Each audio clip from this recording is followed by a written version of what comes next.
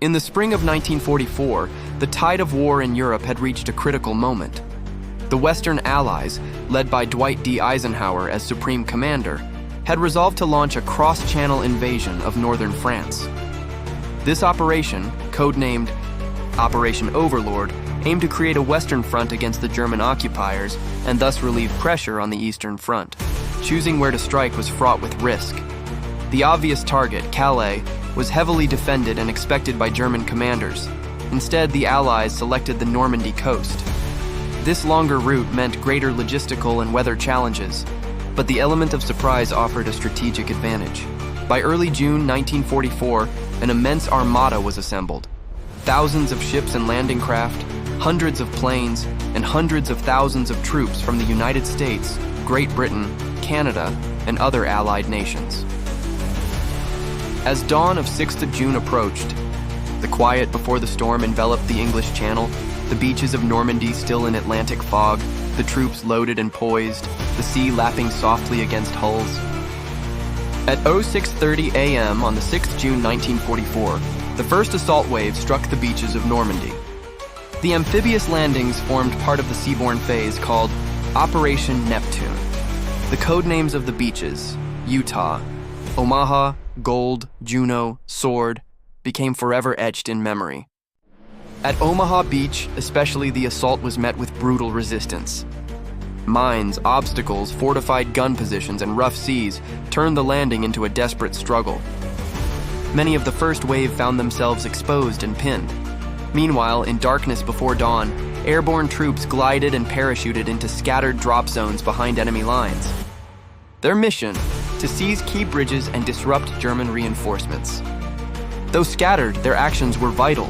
As men flooded the beaches, the roar of naval gunfire, the hiss of mortars, and the crashing waves filled the air. What had been planning and preparation turned into immediate, brutal reality. Once a foothold on the beaches was secured, the Allied forces pushed inland into the Norman bocage. Hedgerows, narrow lanes, small villages. The terrain favored defenders, and German resistance stiffened. The battle for Normandy did not end on 6th June. What began as the landing developed into a protracted campaign lasting about 12 weeks, as the Allies sought to expand their beachhead, capture the port of Cherbourg, and break out into open country. Casualties mounted. Planning phase disclaimers turned into real grief and loss. Men who had trained for years fell on those Normandy fields. The cost was heavy, the stakes immense, and yet, despite chaos and carnage, by the end of June, massive quantities of personnel, vehicles, and supplies had landed. The logistical effort succeeded, enabling the Allies to sustain the advance. With the foothold established and supply lines secure, the Allied plan progressed. The breakout from Normandy, advance across France, liberation of Paris, and eventual march into Germany.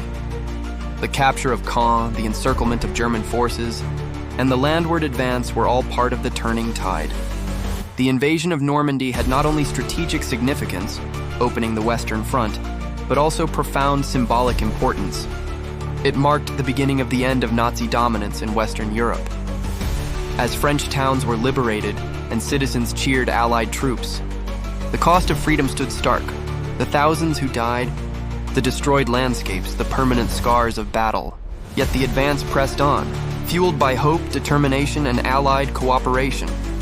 Today, the beaches of Normandy are peaceful, the roar of guns silent, but the memory remains. The landing on 6th of June 1944 has become one of history's defining moments.